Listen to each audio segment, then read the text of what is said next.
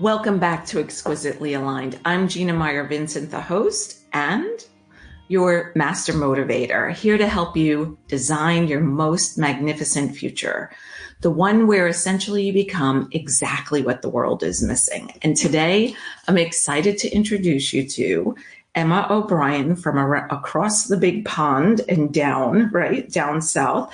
Emma has done exactly that. She has become what the world is missing. Emma is a certified heart math coach and a Martha Beck Wayfinder trained life coach. She blends intuitive and no-nonsense practical coaching skills with her extensive expertise in helping her clients shift their mindsets and change their lives for the better. She helps women get unstuck, stop people pleasing, overcome overwhelm, and reignite their passion and purpose. Alongside her coaching practice, Emma brings 2 decades of entrepreneurial expertise to the table. She is an award-winning dog photographer, which I love, and has built successful photography studios in both the UK and South Africa. Emma hosts the Lemons and Pineapples podcast, which is so fun, a weekly show where she shares life hacks, coaching tools, and inspiring, insightful guest interviews to help women activate their inner game so they can up-level their outer reality. And so now you know why she's here. We have so many things in common, Emma. One thing I have to say before I even continue to welcome you is that podcasting is so much fun because I love meeting people from around the world.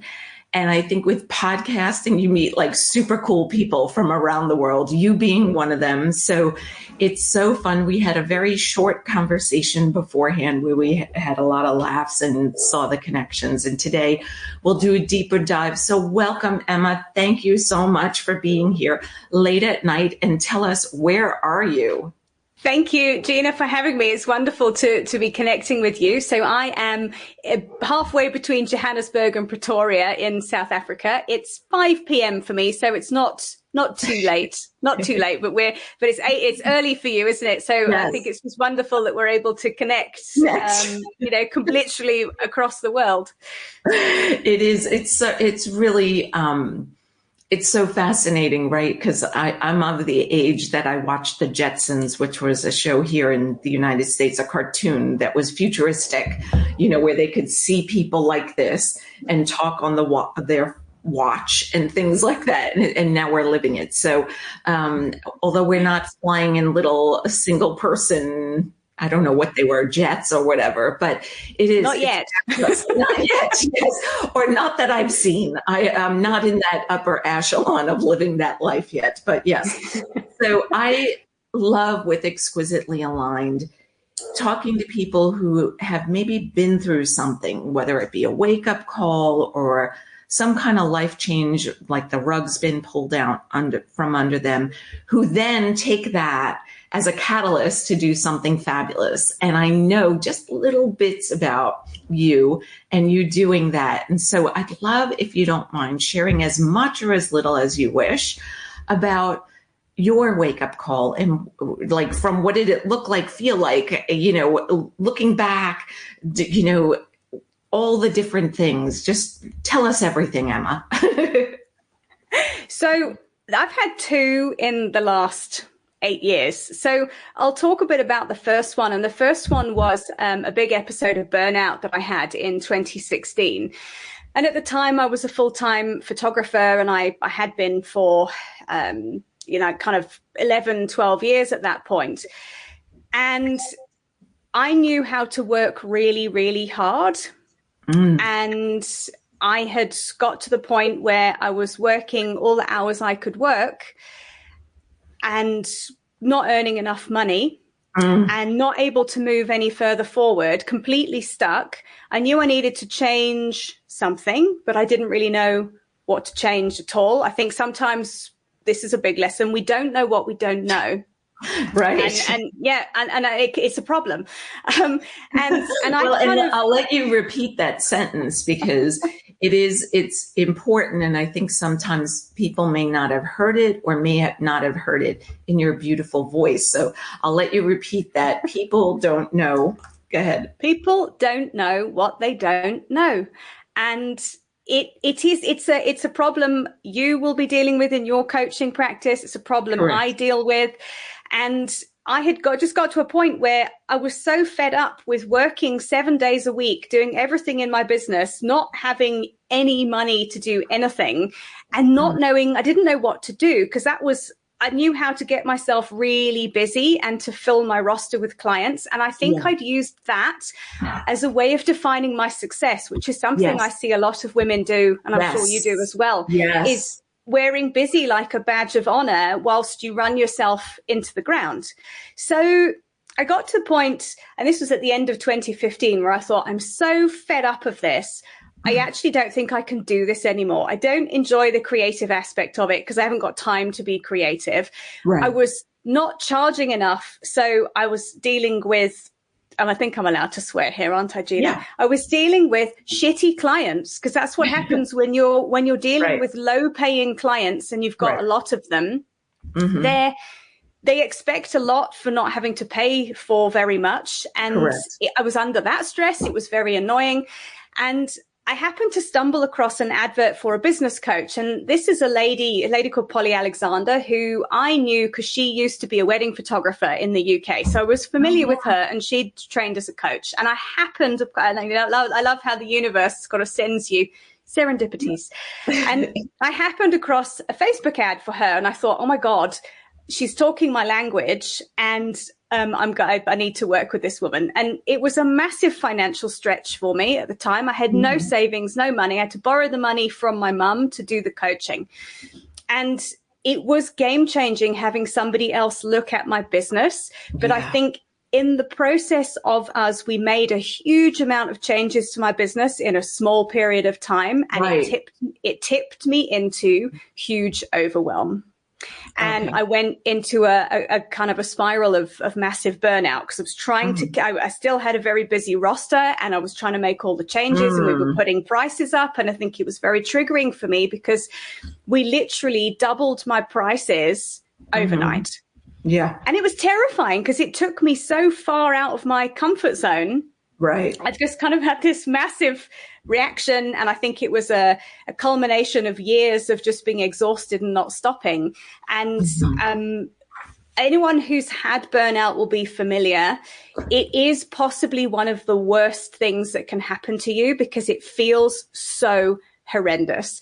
I was crying all the time. I'll be honest, I contemplated suicide. I felt completely hopeless. I felt totally stuck. I felt totally pointless. I had no motivation. And it was it was really frightening. It was a really frightening place to be. I'm not somebody who sits around crying. I'm a practical creature. Well, that's what I was going to say. I'm glad you went into that, because yes, it's important to say what those things feel like, look like.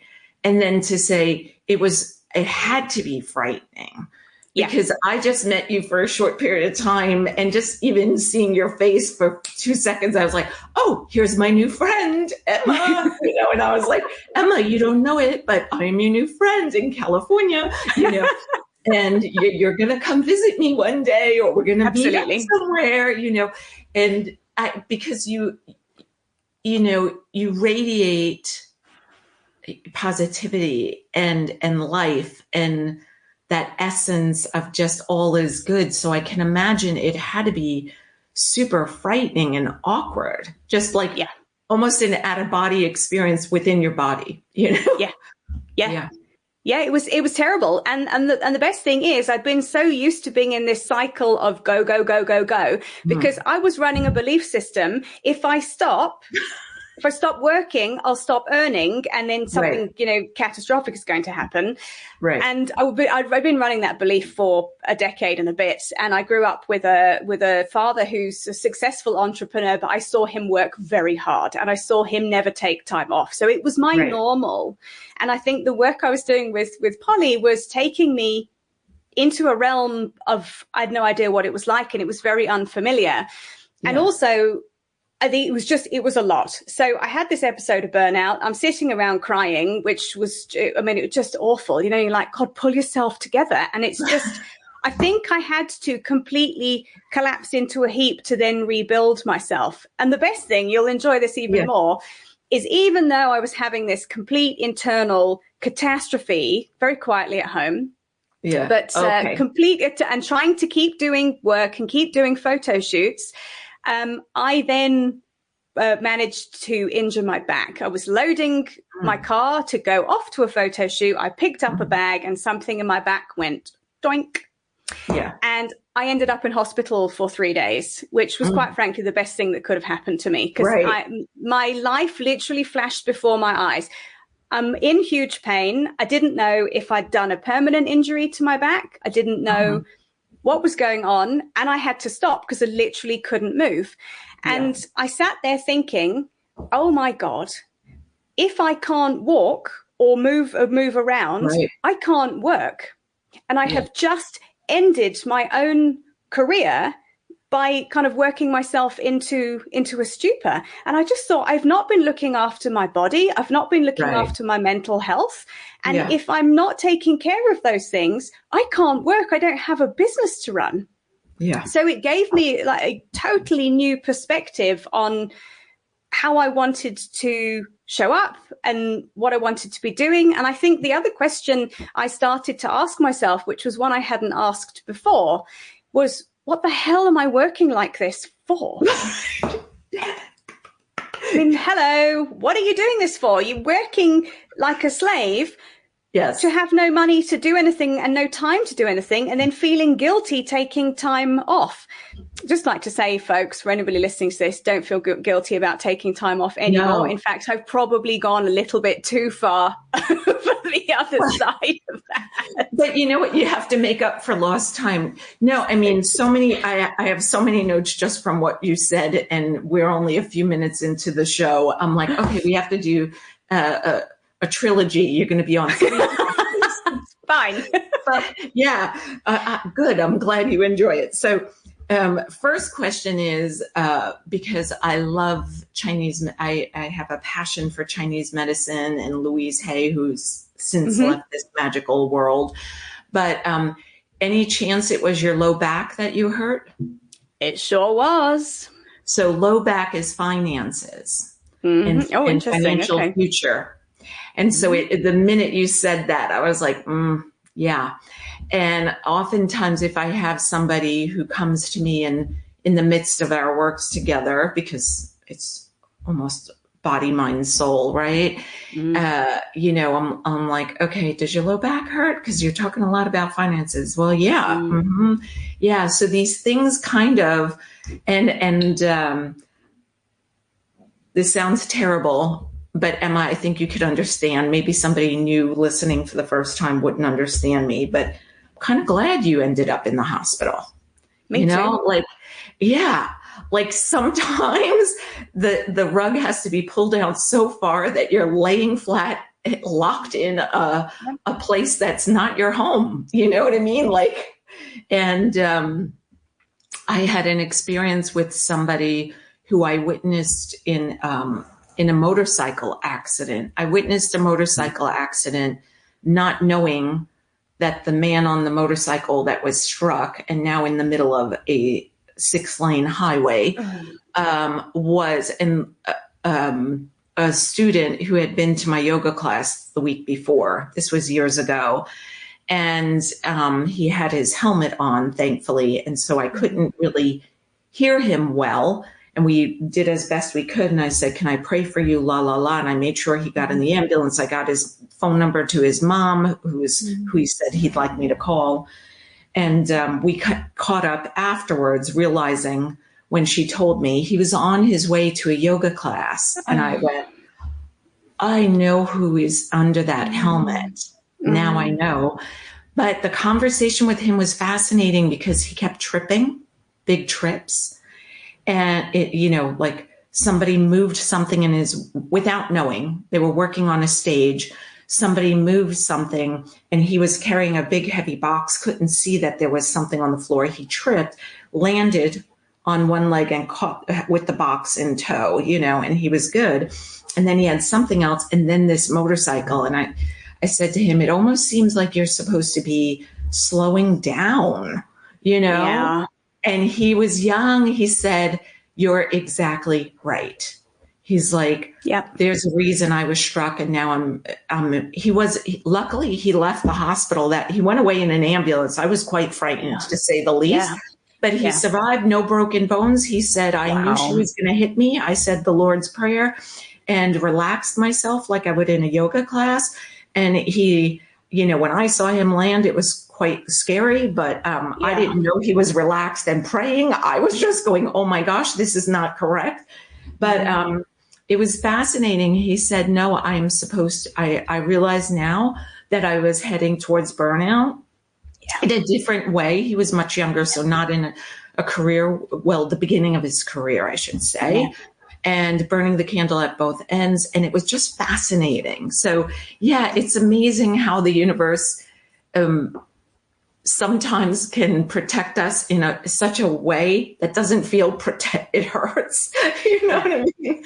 But so I don't mean to be laughing, Emma, but I know you get what I mean. So absolutely, all these things. So when you asked, I love the fact, and I didn't finish the sentence, but you had this new perspective where you asked yourself a question. I think you said that you hadn't asked yourself before, or that you hadn't asked recently, about what the hell am I, and what did you say? What the hell am I doing working so hard, or what the hell am I doing in general? Okay. It was what the hell am I working so hard for? If I've got no time to live, no time to live, no time to connect with people. And it was a massive moment for me. I'm going to jump us forward a little bit to kind of just to circle back with this question, and that it's come up for me again, is I kind of I recovered from my burnout, kind of jigged my business so it worked better for me, and kind of got into being very ambitious again for a few years. And then the beginning of 2022, we know COVID arrived. The lockdown laws in South Africa were a disaster. I couldn't get out of the country to go home. And I hadn't been home to see my folks since 2018, I think, because I'd kind of told myself there'll always be plenty of time. Big mistake too. Big mistake. Well, we all think that. Yeah. We all think that. Big mistake. And the beginning of 2022, it was February 2022, I got an email from my dad. I hadn't been particularly close with my dad and stepmom over the period of time. I got an email from him, and he said, Jules, my stepmom I've had to take her to hospital. She's not well, and I really don't think it's good at all. Ooh. And I phoned him immediately, and we chatted. She'd had breast cancer in 2008. And she had it again, but it was terminal. And at that point, I think my world shook again, because I just thought, Jesus, Emma, you have been at your business again, like it's the main thing, and you have neglected to take stock of the fact that there isn't always enough time. And I managed to get home in the February, a couple of weeks afterwards. And I had a few days with Jules, and we chatted. And I remember thinking at the time, we actually had 4 days of just sitting talking. Oh. And I thought, I will remember this, because these are memories. This is what life is about. Right. And I obviously had to come back home. She passed away in the May, and I came back home. So February was the last time I saw her. And I just sat and I thought, what am I doing? What am I doing? I have been, and I think so many people get trapped in working, because you think you'll have, I'll go and visit the folks in a 6 months' time. I'll go and visit them next year. And you can't sit around living your life like everyone's going to die tomorrow. No, you can't, because you just can't. I'm not suggesting that, but also I think there has to be the awareness of the fact that tomorrow isn't guaranteed. So it shifted again for me. And this is where, you know, I've been coaching other photographers since 2019, kind of on the side with the photography business. And I just sat with that and I thought, you know, I actually want the flexibility to be able to have a business that allows me to pick up and travel. Yeah. I want that flexibility. And also I know at some point I've got I'm lucky to have my mum and dad are both still here, but I sat and I thought, I can't not be there for one of them if one of them is terminally ill. I should have been there to help my dad and I wasn't because, you know, I had work and I'm on a different continent. And I just sat and I thought, I don't want to have any regrets in my life. So at that point I committed to, I'm going to go home at least 3 times a year and spend quality time with my folks, which is something I have done. And it took, like I said, there were 2 wake-up calls. It took the second one of Jules passing away for me to have a very hard reminder that I'd been taking things for granted. And again, I needed to have a life evaluation of how do I do work that's meaningful for me, work that adds to the world, work that's on purpose, but that also serves me and that I can be there for my people and I can spend time with the people that matter to me. And my daughter is, you know, is in the UK as well. So we were just talking off air that I spent a few days in London bar hopping with my 20-year-old daughter. Yeah. Important things to be doing. Yes. No. And I think, you know, I talk a lot about time, money, and energy, and my book is coming out about that. And I know from Mark, my husband, almost losing him, it'll be his anniversary of his kidney and liver transplant, as my voice goes, is November 19th, and it'll be 15 years this year. And we were just talking about that last night. And it shocks you into a place. And I think that here in America, and I'd love to ask you what it's like by you, but it's true. Here in America, you were saying busyness as a badge of honor. I tell my kids all the time, busy is a 4-letter word. I don't want to hear that you're busy because you can, in most times, you can control it. When Mark was sick and I had a 2-year-old and a kindergartner, I couldn't control. The busyness was nuts because we had kindergarten. She had a little preschool just so I could have a few minutes of breathing time. And I was driving him to dialysis. So it was like this crazy schedule. Didn't know what day it was or where I was going. Sometimes it was scary because I was driving the car. So, you know, but it was so off kilter. And I think that sometimes it takes burnout. Sometimes it takes the loss of a loved one or a health a crisis to really, or sometimes the loss of a career, you know, a job where it's like, why are we running like a hamster on a wheel? Is this truly success? No, to me, success sounds like being able to pick up and travel 3 times a year to be with your people. That to me sounds like you've achieved success. And that's the kind of work I know both of us do. And it's so rewarding. One of the things I wrote in my notes from when we met briefly a few weeks back is the concept of when somebody settles instead of, like settles for that hamster wheel or settles for something less than extraordinary, you know, or less than exquisite. You know, you deserve that time with your loved ones, your parents, your daughter. I'm sure you have also friends there, like, you know, extended family. And for you to be, I like change of scenery. I don't know about you. I've moved three times. I've lived in 3 different, I'm in my 3rd state in multiple different houses. So to be able to hop on a plane and go taste different food and hear a slightly different accent, you know what I mean? Of the same language. It's fun. So let's talk a little bit about when you've seen anything you want to, because I'm just going to open it up to you and then let's see where the universe takes us. And I know you're flexible in that way. So those of you listening, don't think I'm stressing Emma out. She and I had it before. We know that we could probably talk for days, but when you see that, how do you feel, or anything you want to share, client stories or yourself? I know I've settled a couple of times in my life and luckily quickly got backpedaled quickly enough for it to not be so damaging. Yeah. But let's talk about that, because we know what the good life looks like, right? And you just explained, hey, I went here and now I'm here. Yeah. I think seeing people settle is heartbreaking. And much like you, I've had times in my life where I've almost fallen into it. There's something in me that won't let me settle.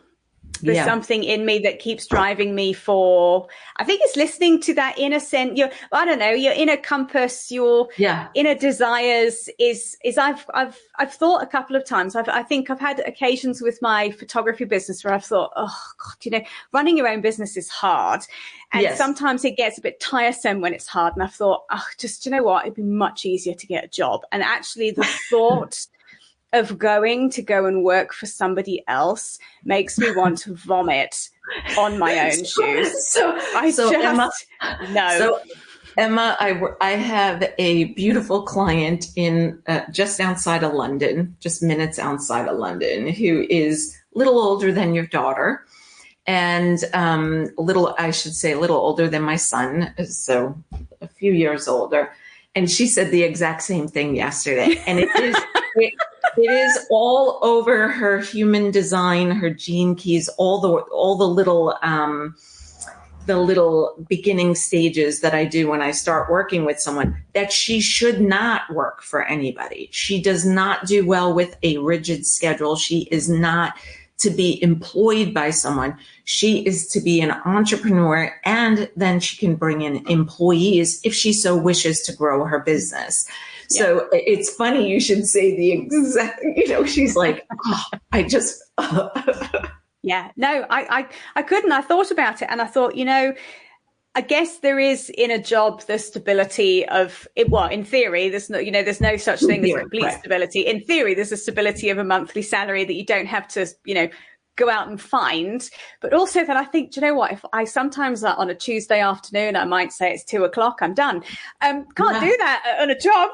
Well, I could, but I'd be fired quite quickly. And it's just no. And I think there's a part of me that just thinks, I know it's hard, but then I know what the reward is. And it's the flexibility of being able to go, do you know what? I'm going to the UK for 2 weeks. Bye.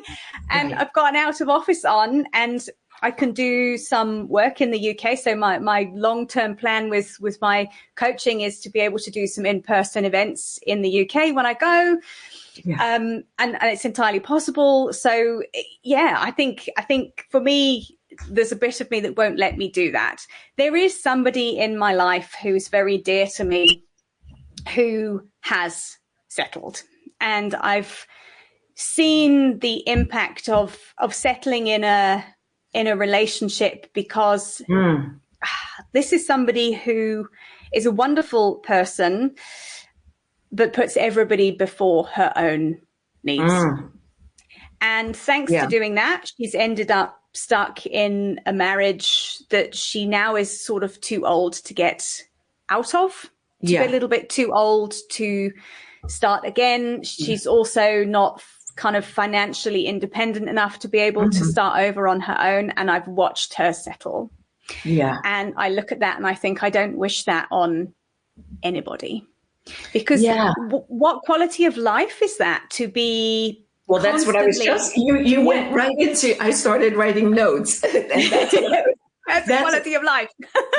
No, so I was writing down what I see oftentimes, and whether we're still speaking about this person close to you or just in general, I'll let you answer. You don't have to tell us which you're doing, because we're going to leave the person nameless. But oftentimes I see posture changes, and then their health changes because, of course, if we're not aligned properly, the organs can't, like things are being pinched, they're being crushed. They're, like when your low back was screaming, okay, finances, or that, I always think of my mother's mother, my Italian side of the family. And my grandmother used to sing in a beautiful voice, not quite like mine, and mine sounds great in the shower if something else is happening outside the shower.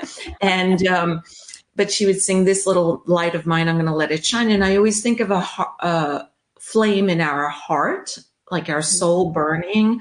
And I see that the posture goes, the flame starts to dim, the sparkle in the eyes starts to leave, the health starts to, and maybe even the mindset becomes like ho-hum or negative even.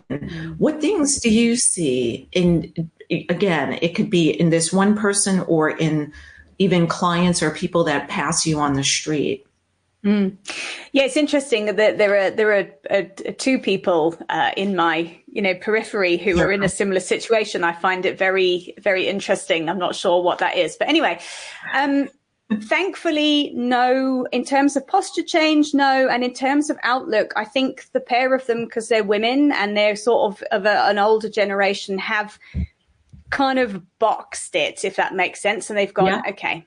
And they've got other things that they focus on. However, one of them has said that all of a sudden she's got high blood pressure. And the other one has had to go and have an ECG done because she's effectively having anxiety. Not quite anxiety attacks, but it's anxiety. So there are things happening as a result of this kind of stresses that they're constantly in. It will always have an impact on you in some shape or form. And I think this is where we have to start listening to our bodies. Yes. This is something, you and I talked about is right. And that was also on my list for next year. Excellent. I was not jumping ahead of you. No, this is perfect. Like, you're a mind reader. This is fabulous. You have other skills we need to put on your bio. I wanted to look up high blood pressure because I think I know what it is, but I want to make sure before I say before I say something that I think is wrong. So high blood pressure, long-standing emotional problem not solved. Yep. Yeah. That's what I thought it was, but I didn't want to. I always go back to this book. I love this book. And what was the other one? Anxiety.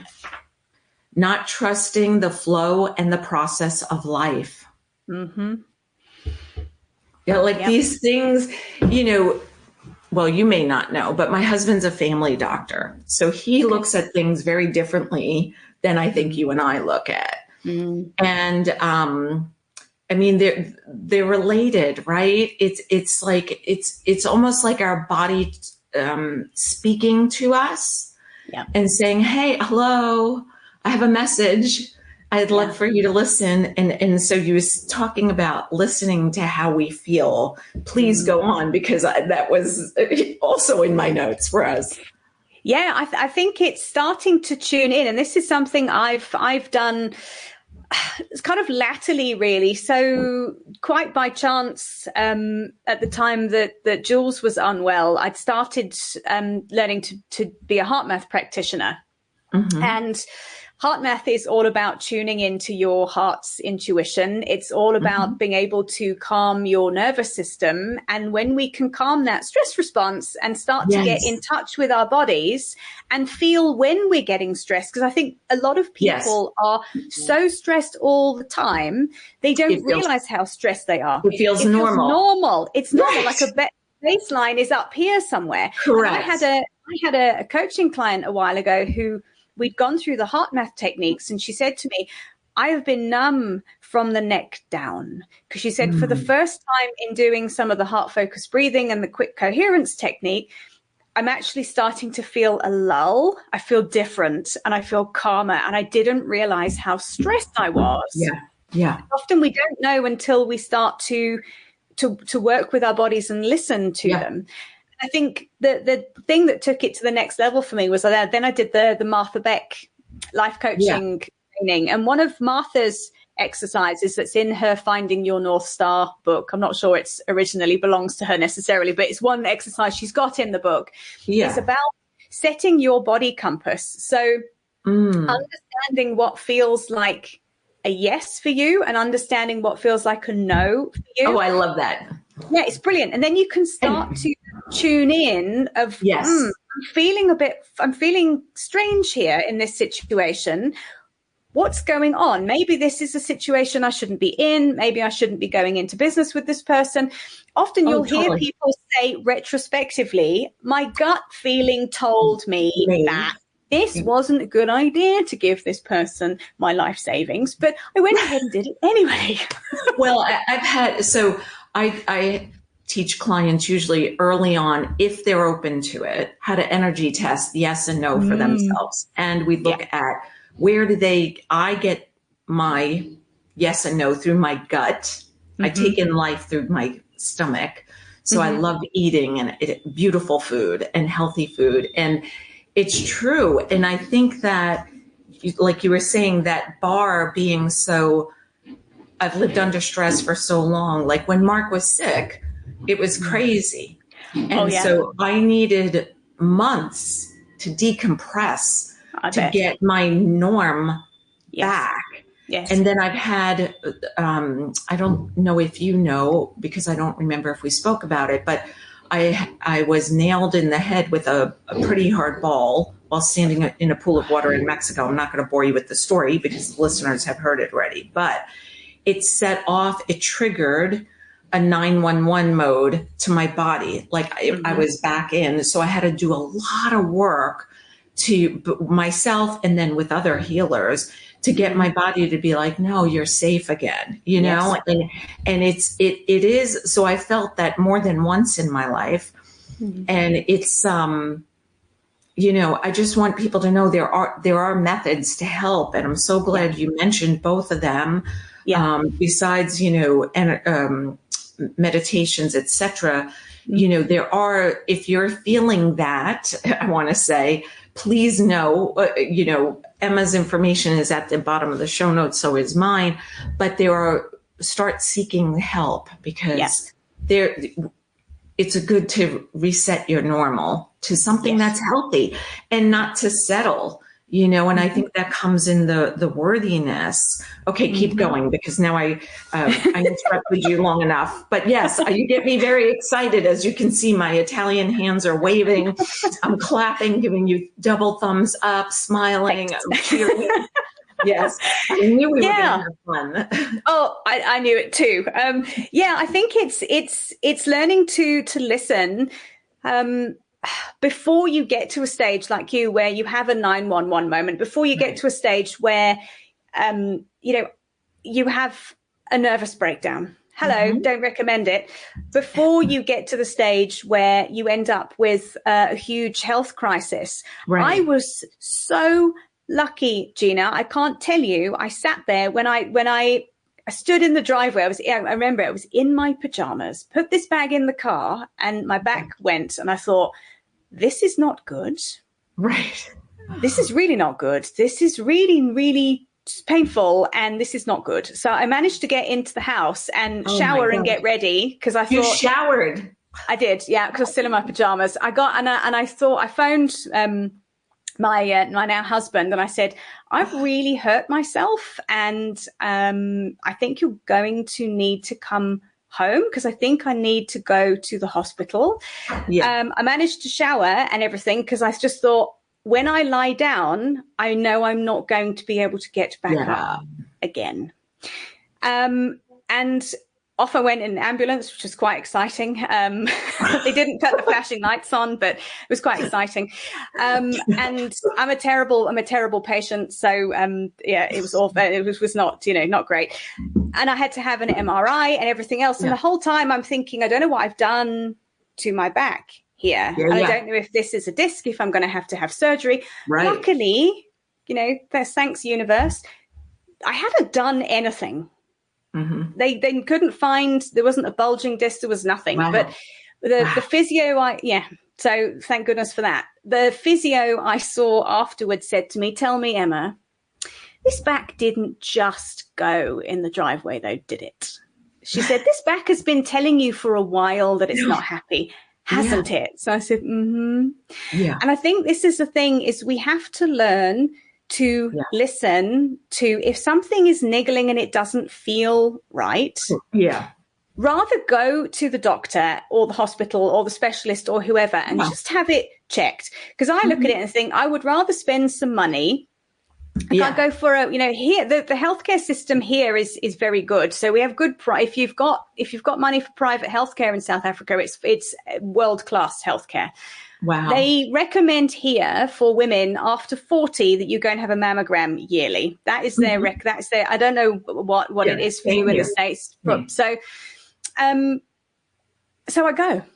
I mean, it's just go. It's you've got access to it, right? I know, and it's, I know these things are always a bit scary. I hate going for one, but it's to rather go. So I'm getting off track, but if you are feeling something that is not right in your body, it's a signal that something needs looking at. And I suspect as well, and I'm sure you'll agree with me, it's often a signal that not just something in your body is not right, because if something in your body is not right, something in your life is not right. Yeah. It's it's a signal that something needs attention. And I think often our bodily aches and pains can be as a result of our emotional aches and pains that then start to manifest. And the key then is not, obviously if there's a body problem, we have to fix it. But if you want to fix it in the long run, you've got to fix the emotional problem or the life problem or the belief problem or the relationship problem that is happening to perpetuate what's happening internally for you. Right. And not settling. I agree with all of that. Not settling. Yes. And I say, yes.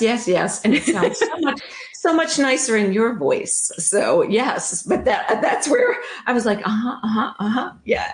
No, it's so true. And, it's fascinating. The work we do is so much fun and so rewarding. I'm going to speak for you because I know that you agree. But recently I had someone say to me, "Oh, why did they come? How did you get this new client? What's wrong with them?" And I was like, honestly, nothing is wrong with them. They live a great life, but they know there's more. Yeah. And they're not they know they're worthy of more, and they're not willing to settle. And it was just so fascinating that this person came from a belief that I help people who are maybe miserable or their world is falling apart. No, people seek and spend good money like you did, right? And our clients, because they value living that what I call exquisitely aligned, but this phenomenal life where you can go pick up for 3 weeks. I'm sorry, 3 times a year for however many weeks. Yeah. Maybe that's your next trip. Your next one is 3 weeks, Emma. Just write that down. Gina said. Challenge accepted. Exactly. You're like, that's not a problem. I can do that. No problem with that. Yeah. And I think that it's listening to the body, listening to our desires, not burying things, not settling, not thinking it can wait another year or 2, or when the kids get out of the house 12 years from now. I mean, I'll never forget one person. It was a conversation between my husband and I and another couple. And the person said, "Oh, but you could retire in 13 more years." And I was like, this was to their spouse.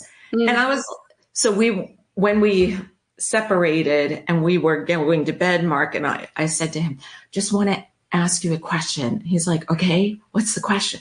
I said, "If I'm not happy in a job, I want to make sure you would never tell me that it's only 12 more years." And this was before he was sick. So we had no bar of just how precious life could be. We were young, healthy. We actually had no kids at this point. You know, we were footloose, fancy free, but married, you know? Yes. And he said, oh God, no, I would never. Cause I was like, when they said that to the other person, I was just like, oh, like the job was not satisfying to the person. It was actually dangerous, a very dangerous job here in America. And I was like, and I was trying to be polite, but I'm sure it was all over my face. Like, what? 12 more days, 12 more weeks, not a problem. 12 more months, 12 more years. That could be difficult, 12 more months, but 13 more years, I was like, that could be a lifetime. Yeah. Yeah. And, oh my gosh. Yeah. I know I could talk to you for days, Emma, but I won't. So, so today we'll leave it at this. But I do want to ask you, before I ask you about, inviting people to come visit you, not your house, but your website, your offerings. I'll come visit you, but absolutely. But is there anything else from all the different, I have like 4 pages of notes, which is fantastic. It always helps me write the description. I don't know which part of it I'm going to write though. Let's see. But we really have come full circle from your 2 wake-up calls that I first want to say, I want to commend you for listening to. Thanks. Because I have seen people who didn't listen to them and it didn't end up so beautifully and with a smile on your face and living this beautiful, amazing life and doing the work that you're doing and helping people in ways that are extraordinary, So, but thank you. Thank you. And also thank you for sharing so transparently, right? Because I think sometimes, when Mark was sick, I realized men do not want to talk about, hey, I'm not feeling well. Yeah. I need help. Can you say a prayer for me? Or can you help me with a ride to the dialysis or anything? I also realized that there's this stigma. If I am labeled as sick, I may not be up for the next promotion. Yep. So it's like all of these judgments that come around that make people kind of zip it, lock it, throw away the key instead of sharing. So that's what I love about this show in particular is being able to interview fabulous people from around the world who've stepped into that, hey, I had a wake-up call and now I'm doing things differently because I'm listening to my body, I'm listening to my desires, to my soul, to whatever, my intuition, my heart intuition. But yes, now the mic is open to you. Tell us anything you want to tell us, please. Well, I think it's for me, this has been the past two and a bit years have been this journey into appreciating life and to kind of looking and going, how are you spending your time? Who are you spending your time with? How are you being with? How are you being present? What is lighting you up? And I keep coming back to it, but it has sat so deeply with me is my conversations with Jules. And she just said, I wish I'd done more. Yeah. And wish I'd done more. Goosebumps. Not more in terms of skydiving or anything else, more in terms of, my dad and they, Julia, when she was alive, they live in a quaint village in the UK, and there's lots of National Trust properties so you can go and walk around the gardens and walk around the houses, and they're very close by to them. And she just said, I wish I'd gone and seen more. I wish I'd actually taken the time to go and have a look at the things that I always took for granted that maybe I'll do one day. And I think if I can leave people listening with any piece of advice is if there's something that you really want to go and do, make a plan to go and do it. And often these things aren't necessarily huge, earth-shattering world tour things. Often it's maybe there's a really cool coffee shop up the road that you've never been to. Go to the coffee shop, go have a coffee there. Take your kids, take your dogs, whatever, take your person, go with a friend, but go and prioritize doing the things that pop up in your mind and you think, I'd really like to do those. Go and do them. Don't put them off. Do them. That's what life is about. It's about going and doing things and enjoying experiences. I've realized life really, it's not about, it's nice to have things. Don't get me wrong. I'm a shopper. I love things. No. Yeah. I agree. It's about experiences, and it's about having time with people. And I think it's about having quality time with people. You can't, all of us have to work to earn money, but it's about making the gaps in between the work for you, in that you're present with your children. One thing I've learned, I was not a good parent with my daughter because it was, I was young, it was busy, life was difficult. But now I think, I was saying to you, Gina, off air, we went to Selfridges in London and we went to the Champagne bar. It was a really very expensive trip for 2 drinks. But you know what? We sat at the Champagne bar and we had a chat and we had a lovely time, and I was very present with her. And I think that's what's needed, is put the phone down and go be present with your people, even if it's for an hour. Yeah. That is important. So do the things that you feel called to do and make the time for the people that you love. Yes. That's it. Rant over, off the soapbox now. No, and Emma, I love everything you say. I speak on all of those bits because they're part of the book that I'm writing, and that's nearly finished, one more chapter. But the thing is, I ask, and I love that you said prioritize. I ask them to just take out their phone and put it in the calendar. I have an iPhone, a smartphone, whatever, and just schedule it in. And if you need to move it an hour earlier or later, big deal. But at least it's in there. Treat it as you would an appointment for work. Treat it as you would a doctor's, like a mammogram, like you were saying. Treat it as, we had our best man here from Washington, D.C., where my husband grew up. And we had breakfast in the backyard, which I love doing because the weather is beautiful here. That's why we live here in California. And so he turned to my husband and said, Mark, I find so many people, they have beautiful yards or a beautiful home or live in a beautiful city, but they don't take advantage of it. So this is a beautiful view. Do you take advantage of it? And he answered honestly, I do, but Gina does it more.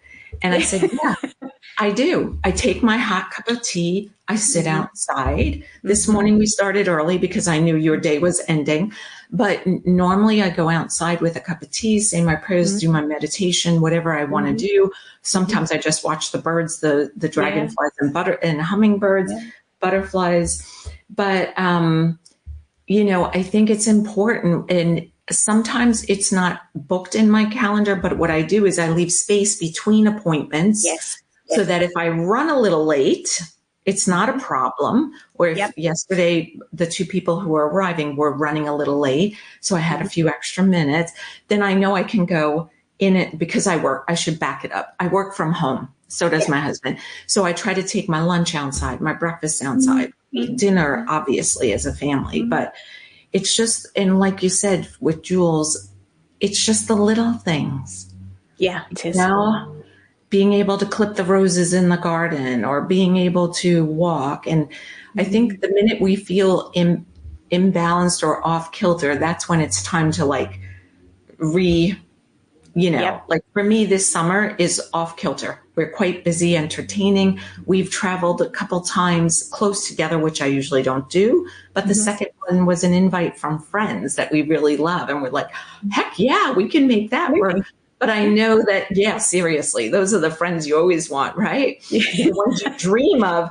But I think that when we do listen to our body and when we do listen to you talking about heart intuition, if I'm saying that right, when we listen to, for me, it's heartfelt desires. But I think they're the same piece of the body talking.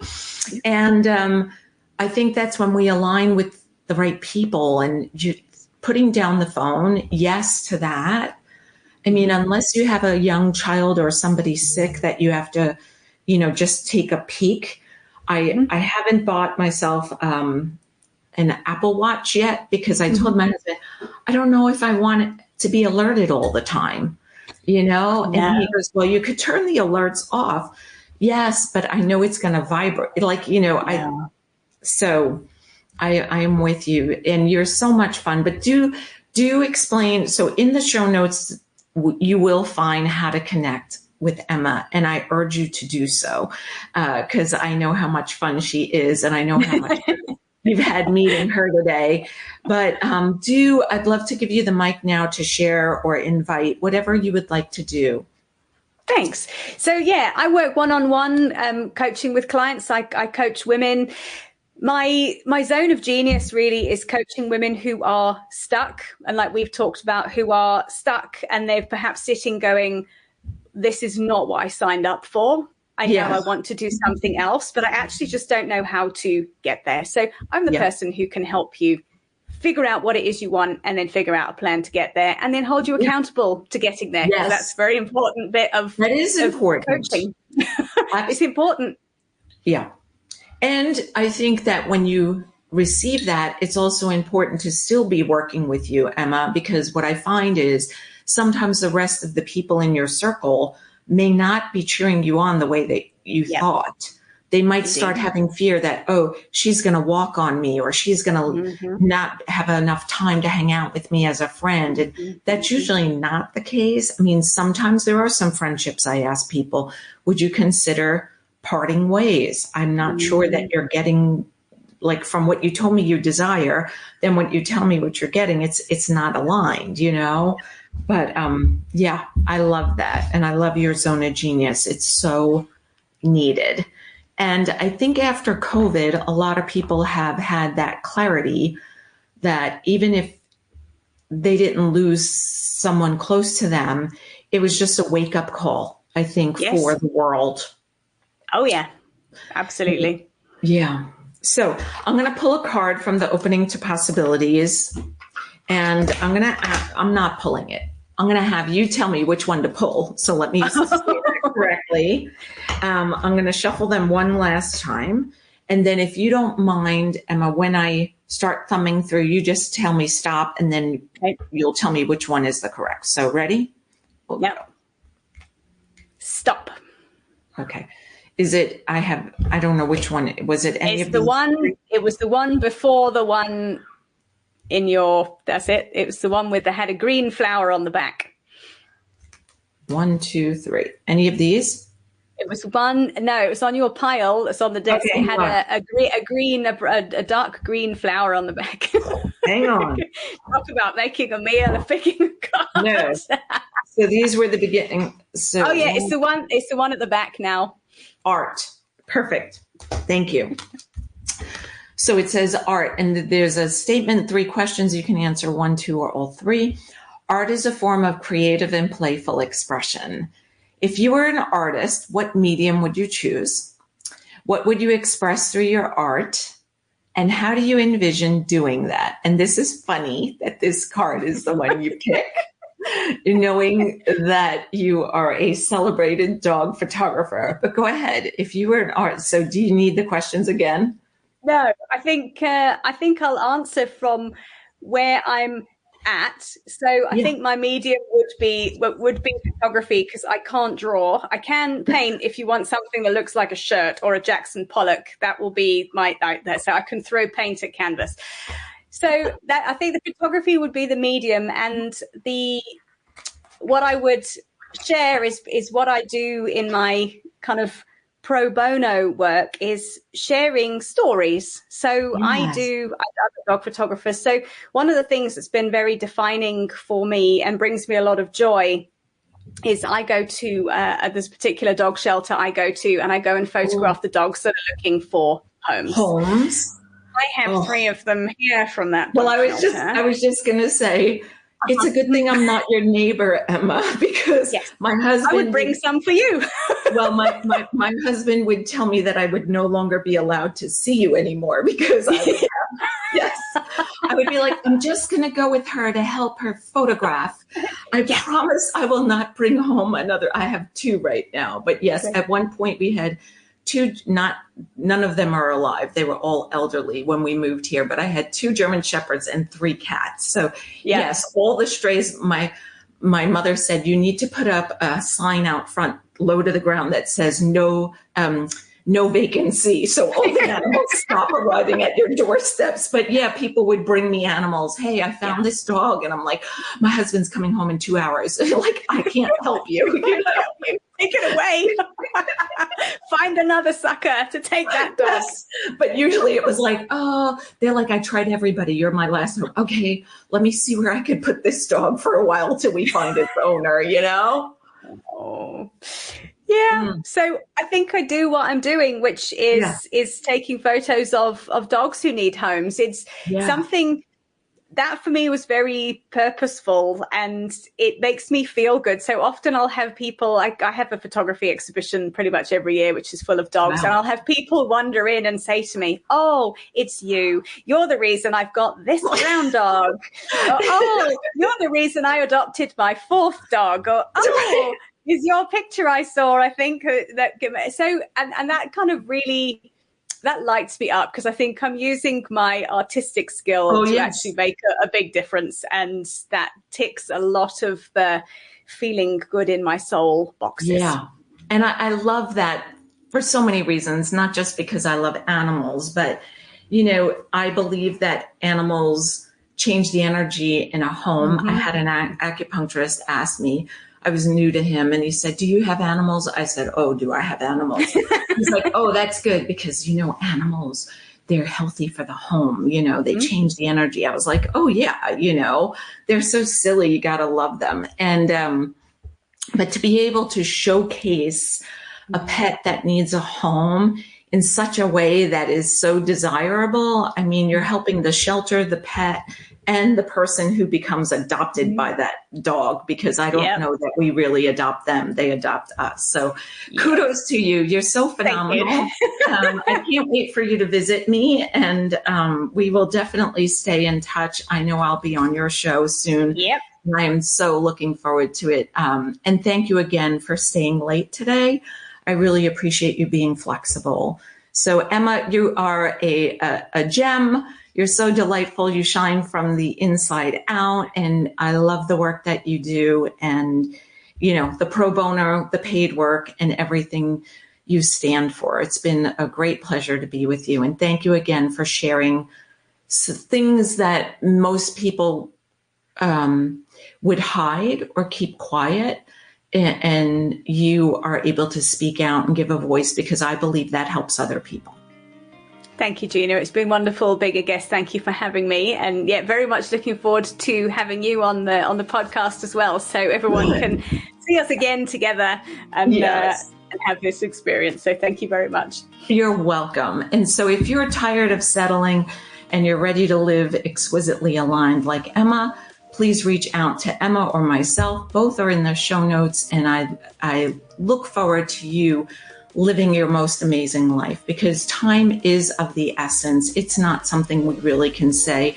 It's infinite. It's not. And we know that. And sometimes we just have to hear it from a different voice. Until next time, be exquisite.